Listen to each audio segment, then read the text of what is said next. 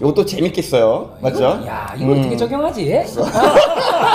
쉽고 재미있는 성경 공부 천사의 다락방. 네, 안녕하세요. 오늘 또 우리에게 또 홍보부장님께서 오늘 또 이렇게 귀한 발걸음을 했습니다. 자, 한 말씀. 제가 좀 너무 바쁜 척하느라 앞으로 열심히 홍보하겠습니다. 자주 좀 오세요. 네, 알겠습니다. 너 홍보 안 하고 있었던 거야? 네, 오늘의 주제는 십자가를 우리 삶 속에 어떻게 적용할 수 있을까요? 란 주제입니다. 이것도 재밌겠어요. 맞죠? 야, 이거 어떻게 적용하지? 야. 그러니까 대부분 적용하는 걸 잘 모르잖아. 맞죠?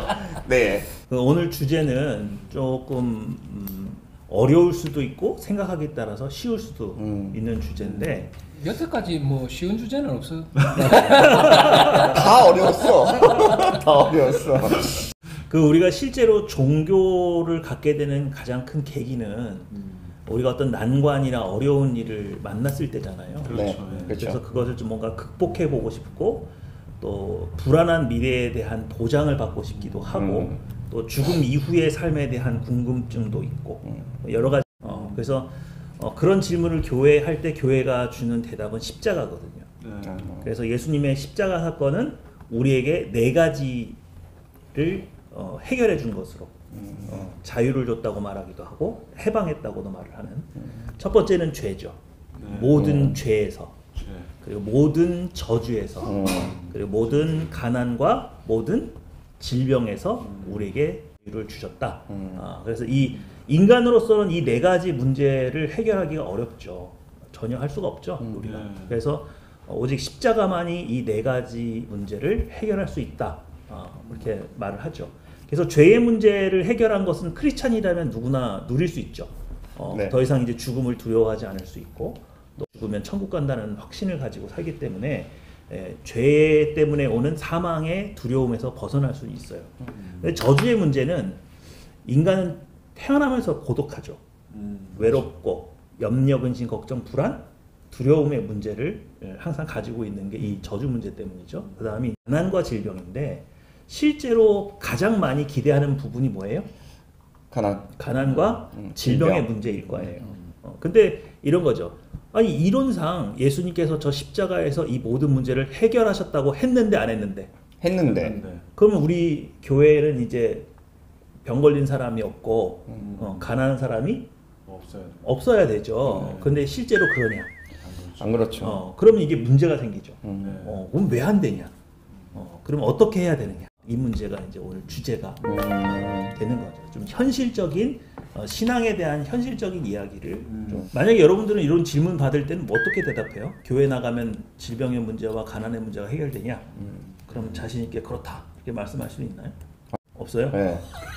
그럼 어떡하지? 네? 왜냐면은 교회를 제가 다녀도 뭐 저도 아직까지 뭐 이렇게 가난하니까 그리고 뭐 감기도 걸리고 그리고 또 지금 같은 경우 코로나로 또 교회에서도 코로나 많이 네, 걸렸죠. 코로나도 많이 걸리고 그런다고 해서 그거에서 자유롭지가 않잖아요.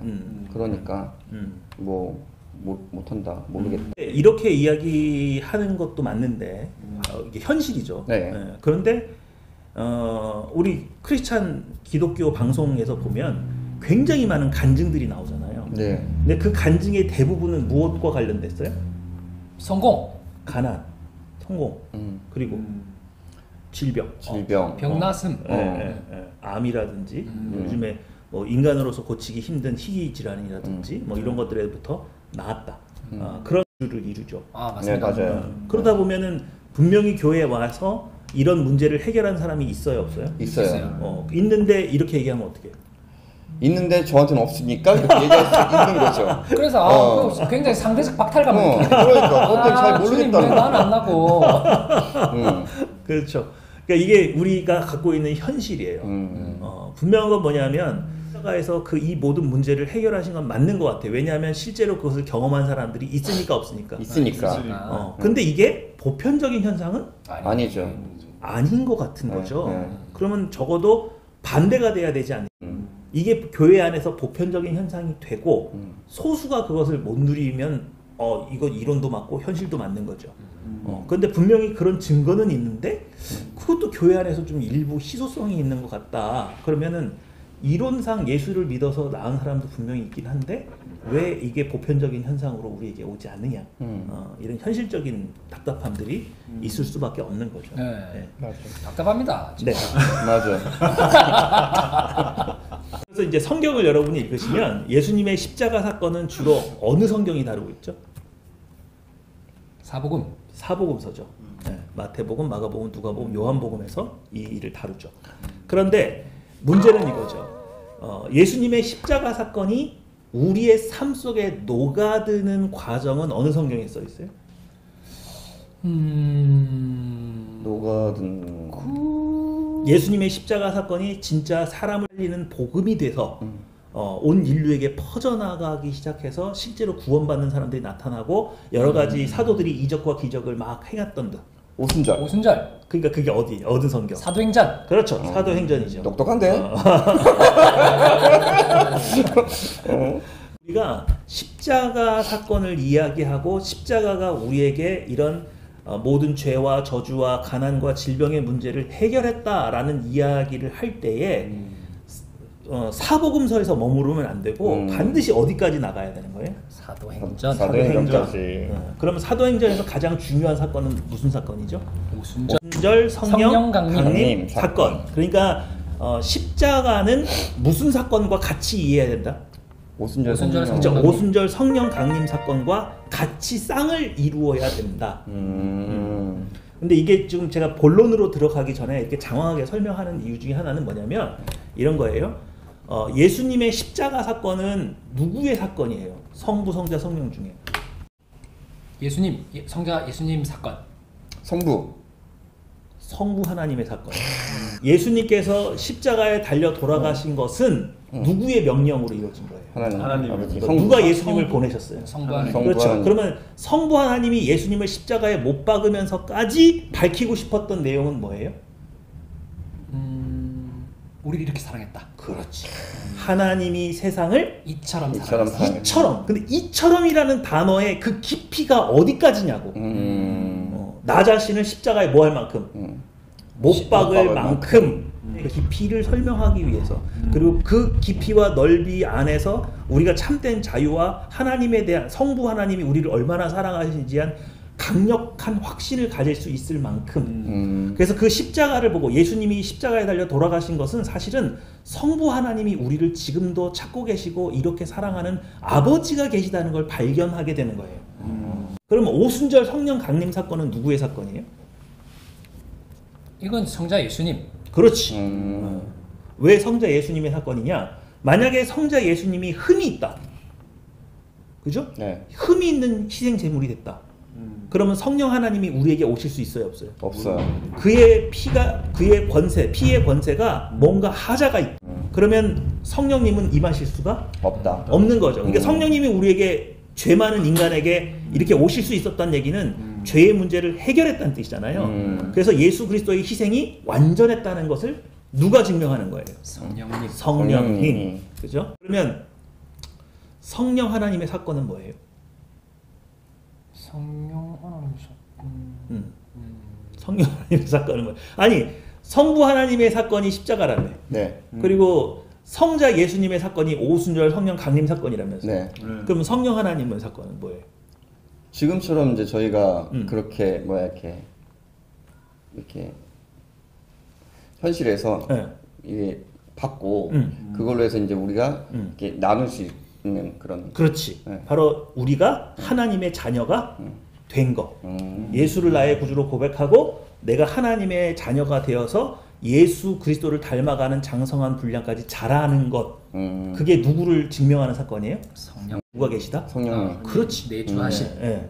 우리가 중생에서 거듭 태어나서 바뀌어진 삶을 사는 것은 분명히 성령님이 우리의 삶 가운데 함께 있다는 것을 증거하는 삶이에요.